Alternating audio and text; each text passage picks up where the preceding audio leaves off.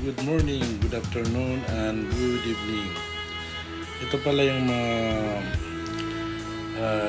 dadalhin natin sa pagpunta natin ng Bangkok. At yung bag ko ay yung malit lang para wala akong masyadong dala doon.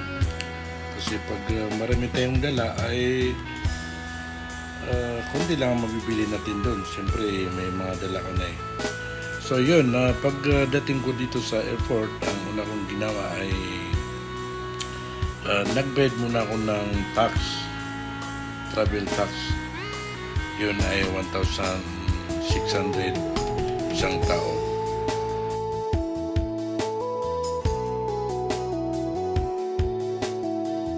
At pagkatapos mga idol ay nagbilan ako sa kung saan yung airline para mag-check-in. Tapos ay nag-beep muna ako dun sa area na pwede mag-sigarilyo o pwede mag-beep. So ito, papunta na ako dun sa kung saan yung gate ko. Medyo malayo-layo yung gate ko, kaya nagsimulan ako pumunta. Yan.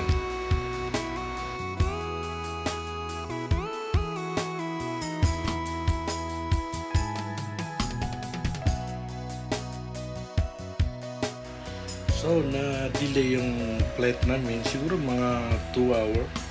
Medyo natagal lang kami ito. So, yan.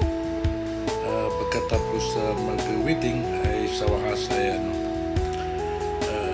dumating na yung airplane at yun,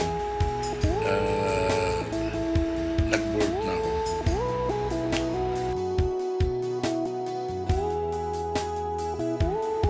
So after 4 hour na flight ay yun, nakita na namin sa bintana yung Bangkok. Mga idol, kalalapag lang natin dito sa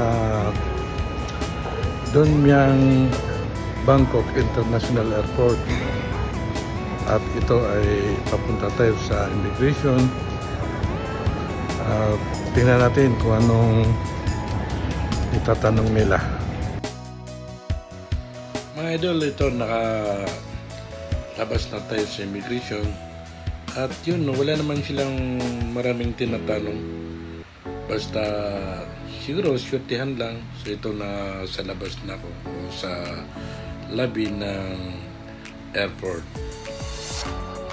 So mga idol, kailangan mo magpalit ng dollar dito sa pera nila na baht. So yun, paglabas mo dito, kailangan dito ka lumabas sa gate 6. Gate 6. Kasi yan dito yung bus na papuntang Munchit. So yun, pagdating mo naman dun sa Munchit ay aakyat ka para makapunta dun sa train, kung train ang sasakyan, train. Tapos pag sakay mo dun sa train sa Munchit ay yun, tatanungin mo lang yung personnel ng train doon kung saan ka papunta, sa Pratunam o sa Siam o sa Sukhumvit, basta kung ano yung saan area ang hotel mo. So yun, ako sa Pratunam kasi doon yung hotel na Bangkok Palace Hotel. At makikita nyo sa video yung itong hotel. Yan yung lobby niya. Ito mga idol, yung Bangkok Palace Hotel ay 4-star hotel. So nagustuhan ko to kasi medyo mura. One day ay wala pang 4,000, pwede dalawa. So ito ay may swimming pool, may free breakfast, at malapit lang siya sa mga shopping, mga pamilihan at yung parang divisoria sa atin.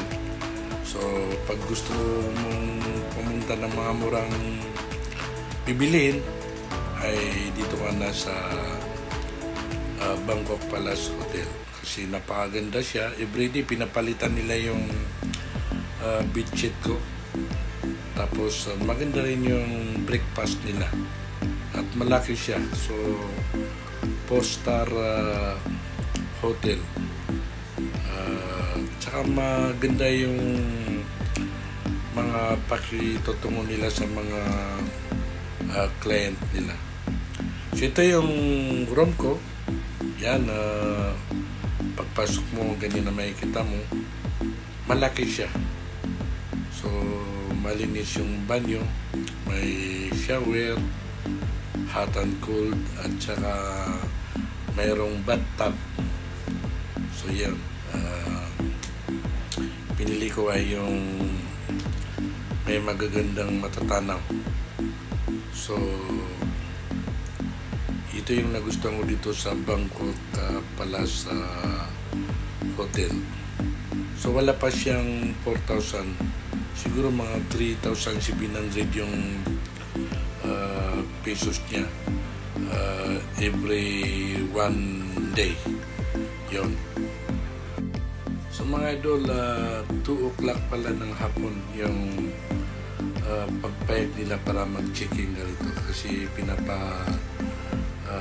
check out muna nila yung mga naka-check-in na mga customer nila. Ito yung first day natin sa Bangkok. So pasensya na mga idol, medyo nangangapa tayo. Hindi tayo kasi expert dito sa pag-vlog. Nag-vlog lang tayo kasi sayang naman yung napupunta natin kung hindi natin i-vlog.